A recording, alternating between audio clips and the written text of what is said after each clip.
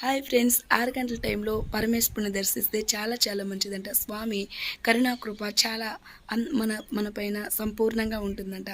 ఇంకా గుడి ఓపెన్ చేయలేదు. ఇప్పుడు ఒక 5 నిమిషాల్లో పూజారి వారు వస్తారనమాట. నేనైతే స్వామి గుడికొచ్చాను. మీరు సాయ సంధ్యాకాలం ఎవరైనా టైం దొరికితే స్వామివారిని దర్శించండి. అంతా స్వామి చాలా మంచి చేస్తారు.